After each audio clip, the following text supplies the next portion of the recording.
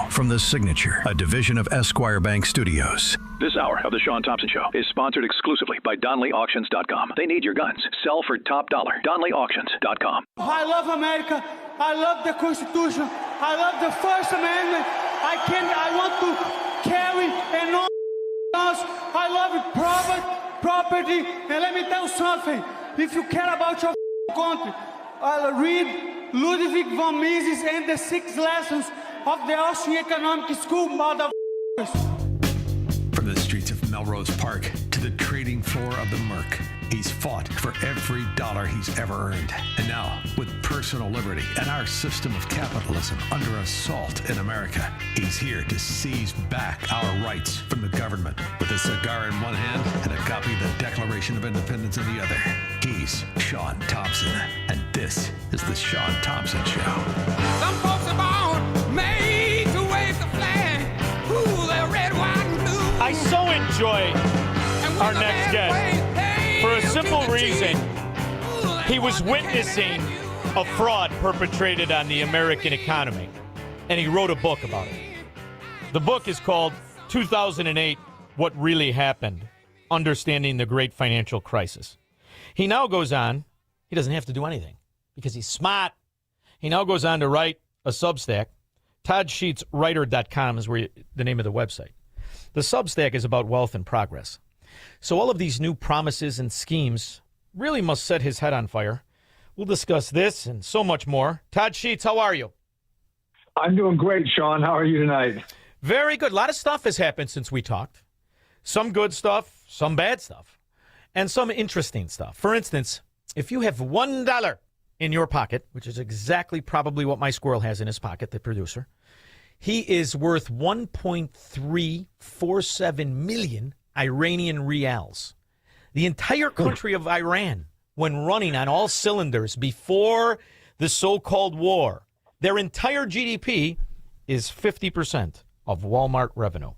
Why don't we just buy the country, put a football team there, and teach them some civilized reading? What do you think? Well, I think it's a good idea. Unfortunately, there's a small group of people, about 150,000 strong, that control the country of over 90 million, which is the Iranian Revolutionary Guard Corps. And they expropriate so much of the wealth of that country for themselves that they're basically willing to subject everybody to total decimation in order to hold on to their positions of power. So they're the ones resisting this, right? We have to do a hostile takeover would be what the solution would be, I think. And now we have this rise of the repulsives here in America, right? They talk about how great Mao Zedong was.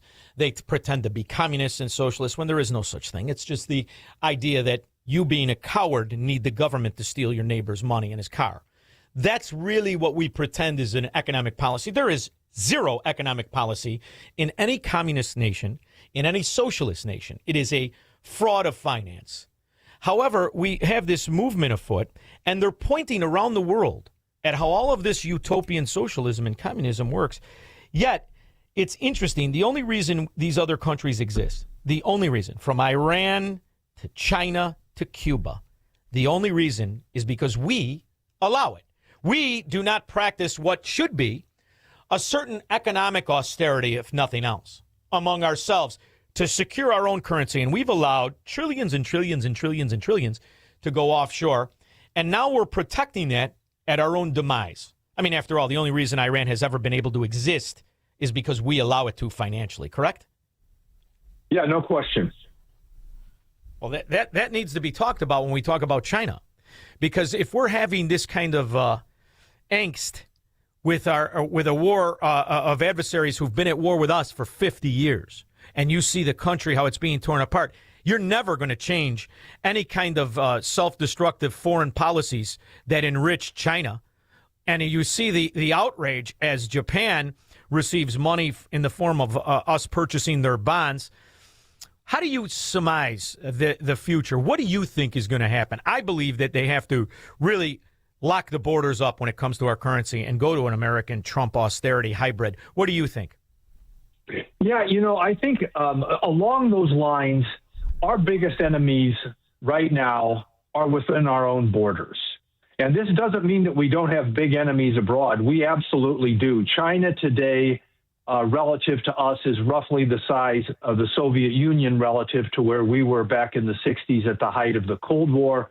So it's every bit the threat, and even more so because in China, communism failed so miserably that they were forced to move towards more market-oriented reforms.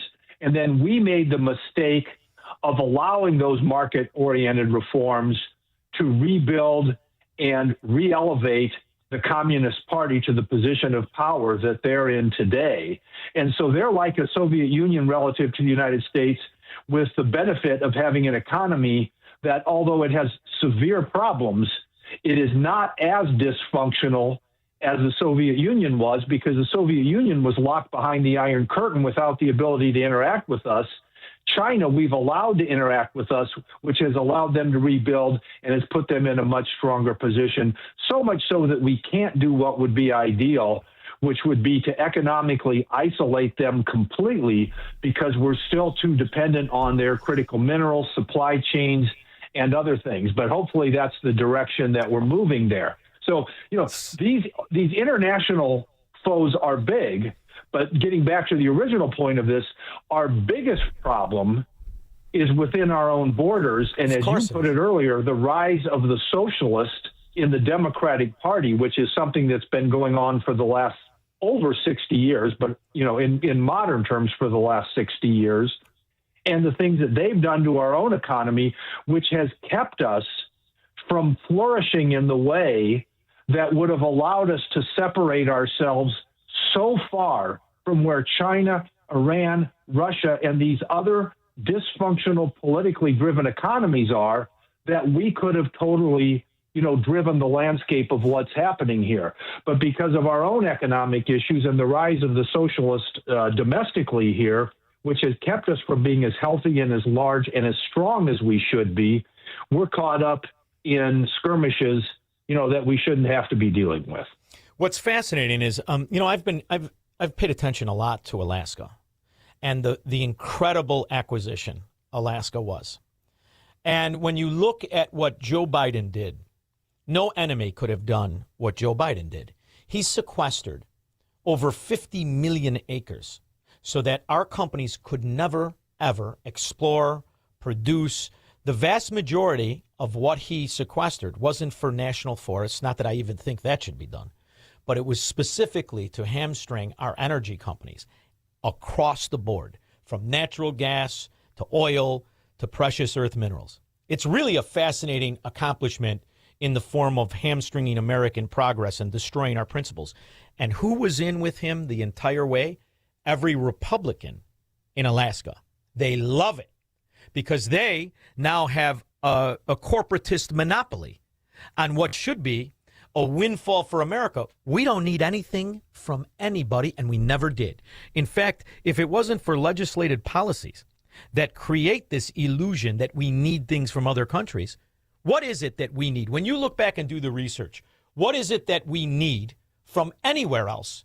If only our own government would take the ropes and the chains off the necks of our own American companies and explorers and energy across the board. We could supply ourselves for a billion years, couldn't we? Yeah, look, if we were back in, we've talked so much. We've got about, in past conversations, going back quite a few months, maybe even a year or so, we've basically been in two phases of America's economic existence. The first phase we can call the limited government phase, which lasted from 1800 up to about 1930, was the most explosive, dynamic economy in the history of the world. It created the middle class. It created the ability of the working class to rise up off of the ash heap of poverty for the first time in the history of the world. And it allowed us to absorb the greatest levels of immigration in a functional way, in a way that was good for the immigrants and for America, because they contributed to the growth and development. So it enabled all these people who were impoverished under these autocratic or politically driven economies abroad to come in here and participate from it also. It also allowed us to end slavery and start the process of absorbing those people who had been repressed by slavery into the American economy. It enabled all of those things. Unfortunately, we left that behind because of the mistaken interpretation that the Great Depression was caused by the failure of the private market system, even though we now know that was not the case. It was caused by enormous failures of government, both internationally and domestically here at home. That's pushed us into this second phase, which is what I like to call the growing government capitalism. Because we have limited government capitalism and then growing government capitalism. Growing government capitalism has never performed as well or anywhere near as well or close to what happened with limited government capitalism.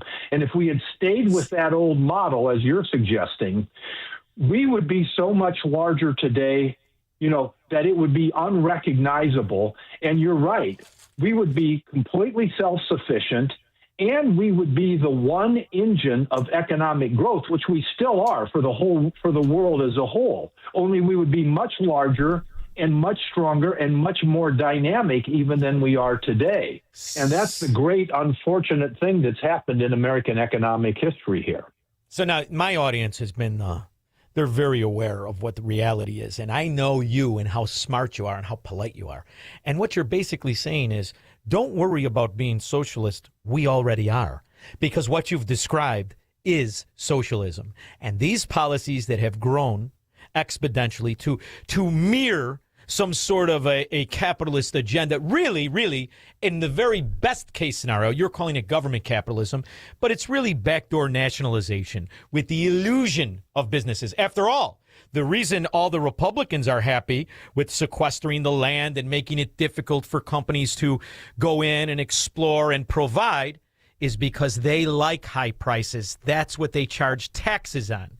So all of these areas that are charging taxes need prices to be up. Government doesn't hate price inflation. They love it.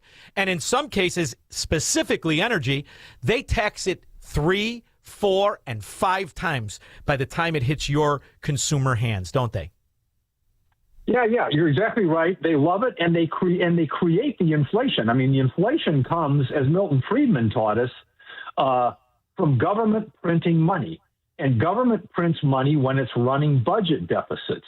And so, this happens every single time. It happened back in the 1960s with LBJ, where he had his failed war on Vietnam, or the escalation of the war on Vietnam, and simultaneously the failed Great Society programs, which were supposed to eradicate poverty, but did, the opposite. It entrenched poverty in areas where it still exists today, 60 years later, in spite of the fact that whole ideology has been in control of these inner cities for the last 60 years. But those failures created an enormous increase in government spending, which brought big government budget deficits, which brought the Federal Reserve into the equation to fund it, which led to the inflation of the 70s, just like we saw with the spending blowouts under Biden, in the early part of the 2020s here. And that's created the second wave of inflation, which has led to this affordability problem that we're dealing with right now. So government creates inflation. But they do it through that's the monetary policy. But there's a more diabolical policy, and it's exposed in your book in 2008, what really happened. Most people do not understand that was the greatest windfall for the government supremacist in modern economic history. Prior to 2008, where only 9% of mortgages were delinquent. That is a staggering reality, which means 91% of all borrowers on real estate were making their payments. But that 9% was used as an excuse by a Republican, a moron, who was never allowed to say Nigeria on camera, George W. Bush. That imbecile said he had to break the rules of capitalism in order to save it. In comes the silver-tongued scoundrel, who I still believe is not a citizen, named Barack Obama, bust out. He comes in and explodes the debt $30 trillion in 18 years. It's an unbelievable amount. And you could say, yeah, Trump, and I agree. However, what most morons don't understand, and when I say morons, I'm talking specifically of all Democrats and Republicans who don't know why they are Republicans, is very, very simple. The spending is law with automatic 3% increasing compound. spending. You can't stop it. If me and you were elected tomorrow, we could not stop 85% of the spending. So in the grand scheme of things, good people want to solve the problems. We don't want to perpetrate the other nonsense. We know that the policies like Todd and Frank, they came in, they were the very ones that started the problem with the Community and Reinvestment Act and Bill Clinton and George W. Bush Sr. or George H.W. Bush Sr. So when you look at this, how to fix it, I can only come to one conclusion, but I'm not nearly as smart as you. To me, the only way to fix it is to eliminate, abandon the U.S. dollar and come up with a new one. I see no other way, because when you're talking about this kind of trillions of dollars, there is no growth. There's just the illusion of growth. $1 trillion in $100 bills weighs 22 million pounds. If you stack it on top of each other, you could hit the space shuttle or the space station twice. We're talking about numbers the human mind cannot comprehend, and now morons who drive for Uber and want to have their insurance paid for and are voting for communists talk about $1 trillion like it's nothing. So I can only think about imploding the dollar as it exists and refurbishing with a new U.S. dollar backed by our natural resources, our land, and a basket of goods. What do you think? Well, look, I'm all for a dollar that is anchored to the gold standard. I mean, the gold standard was originally created back in the early 1800s for the very reason that we're talking about and that you're suggesting. Europe had been at war with itself over and over again, and what kept happening was these countries would go to war, they would inflate their currencies, they would devalue the currency in the hands of the debtors that had lended them money to help finance the country or the war before that, and the lenders started to wake up to what was happening and raising the cost of borrowing substantially. And so England figured out that to end this process and to have lenders have confidence enough in the country to be able to borrow at reasonable costs, they were going to tie it to gold, right, so that they were prevented from printing money indiscriminately. Yeah, but Todd, if you were to do that today with the amount of money, I mean, first of all, you'd have to implement the FDR where you seize everybody's gold, right? You have to be a fascist. You have to, we're going to seize the gold and we're going to pretend we have it. You're never going to audit it. But moreover, with the kind of money, if we're trying to save the dollar by re-anchoring it to gold, forget about it. Gold will be $7 million an ounce with the kind of money we've allowed these idiots to do. So what we need to do is what the Weimar Republic, what had to be done.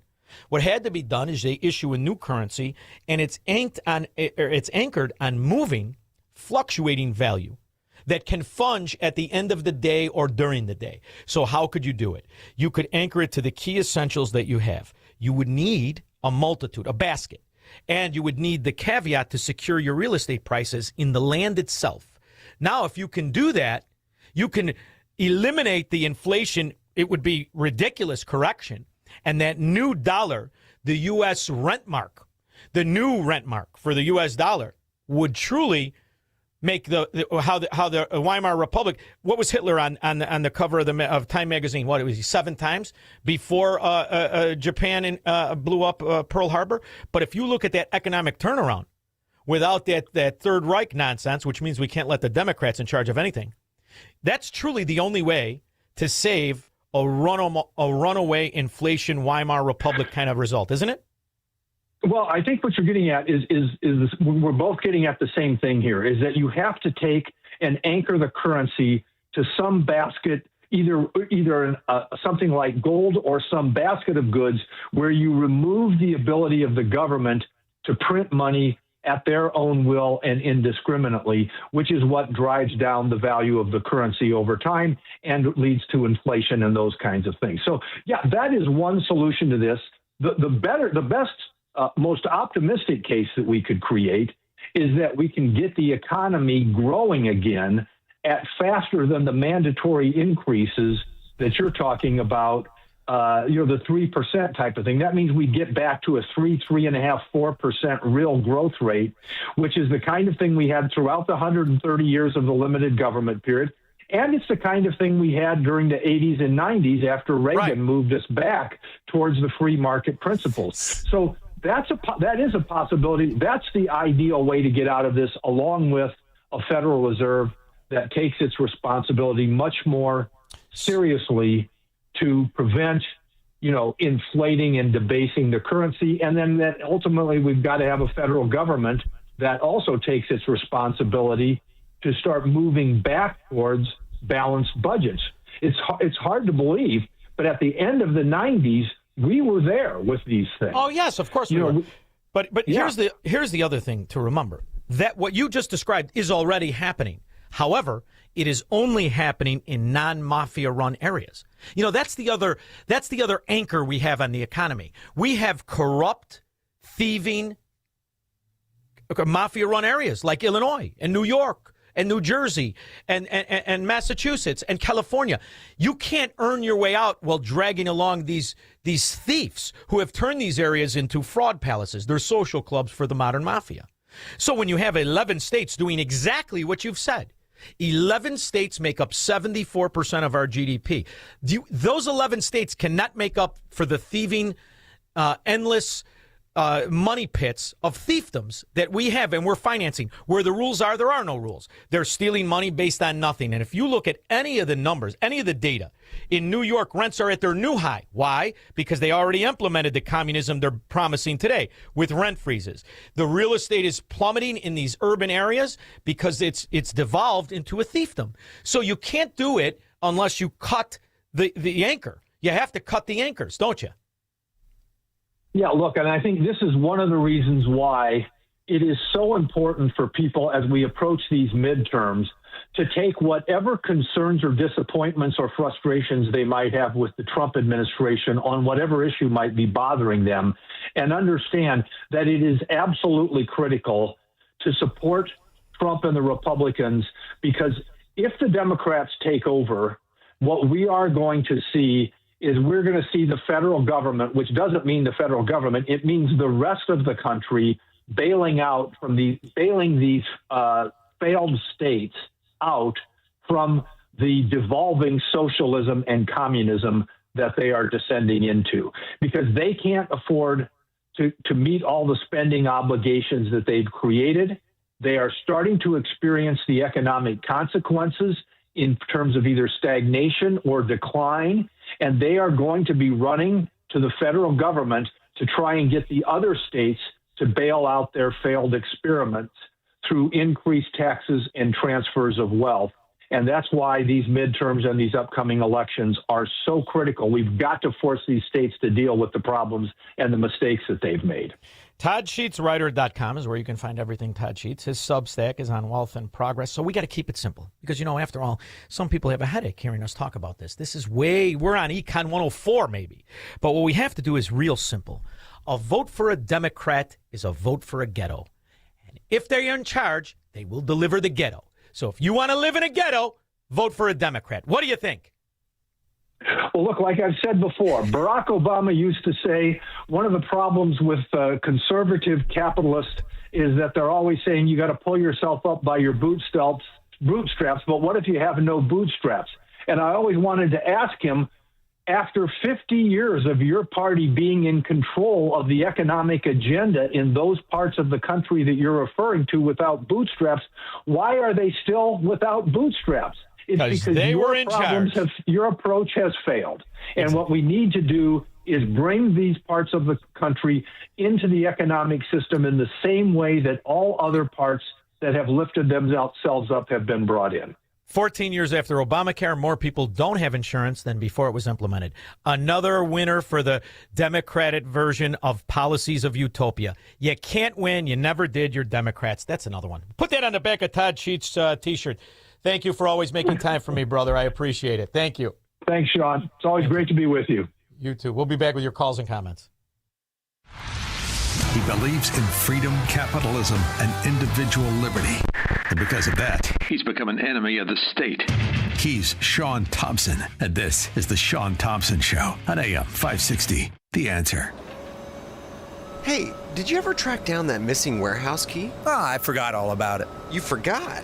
You said that guy was furious when you had to let him go. That doesn't matter anymore. Goldilocks set us up with new managed